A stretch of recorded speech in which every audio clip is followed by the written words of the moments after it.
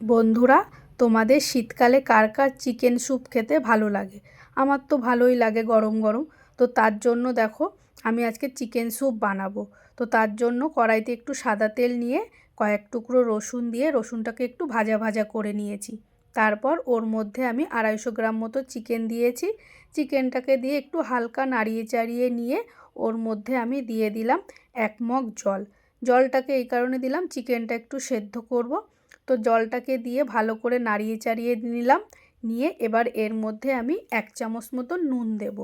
নুন দিয়ে এই ঢাকনাটাকে ঢেকে দিয়ে 10 মিনিট মতো আমি চিকেনটাকে সেদ্ধ করে নেব। তো দেখো, 10 মিনিট পর ঢাকনাটাকে খুলে নিয়েছি। নিয়ে দেখো, চিকেনটা নাড়িয়ে দেখছি যে চিকেনটা সেদ্ধ হয়ে গেছে। তো দেখো, এবার চিকেনগুলোকে আমি তুলে নেব। আর এই চিকেন সেদ্ধ করা যে জলটা, এটা আমি পরে ব্যবহার করব। এবার এখানে নিয়ে নিয়েছি আমি 1 বাটি মতন বাঁধাকপি কুচানো, আর নিলাম বিনস কুচানো, আর নিলাম গাজর কুচানো। এগুলোকে সব মিহি করে কুচিয়ে নিয়েছি, তাহলে কি তাড়াতাড়ি সেদ্ধ হয়ে যাবে। এবার এখানে দিলাম আমি যে চিকেনটা সিদ্ধ করেছিলাম, সেই সিদ্ধ করা চিকেনটার জল, আর দিলাম এক্সট্রা 1 মগ জল। স্যুপটা যেহেতু পাতলা হয়, সেহেতু আমি এখানে একটু বেশি জল নিয়েছি। তোমরা যে যেরকম চাইবে সেরকমই জল দেবে। দিয়ে এটাকে এবার আমি ঢাকনা দিয়ে ঢেকে ভালো করে সেদ্ধ করে নেব। আর দেখো, এদিকে আমি চিকেনটাকে এইভাবে আমি হাত দিয়ে ভেঙে নিয়েছি। তো 10 মিনিট পর দেখো, ঢাকনাটাকে খুলে আমি আবারও একটু নাড়িয়ে চাড়িয়ে দেখলাম যে আমার সব সবজিগুলো সেদ্ধ হয়ে গেছে।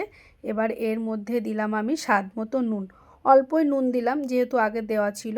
আর দিলাম এখানে বেশ খানিকটা গোলমরিচ গুঁড়ো, আর দিলাম 2 চামচ মতন সয়া সস, আর 2 চামচ দিলাম ভিনিগার, আর এখানে দিয়েছি অল্প একটু মতন চিনি। চিনিটা স্বাদ অনুযায়ী দেবে। দিয়ে এটাকে ভালো করে নাড়িয়ে চাড়িয়ে দেব।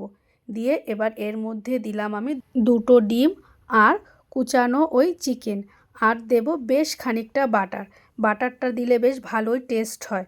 তো দিয়ে সব কিছুকে আমি ভালো করে আবারও নাড়িয়ে চাড়িয়ে নিয়ে 10 মিনিট মতন ফুটতে দেব। এদিকে দেখো, আমি বেশ খানিকটা কর্নফ্লাওয়ার নিয়েছি, নিয়ে এর মধ্যে জল দিয়ে ভালো করে গুলে নিয়ে এইবার এই স্যুপটার মধ্যে আমি দিয়ে দেব।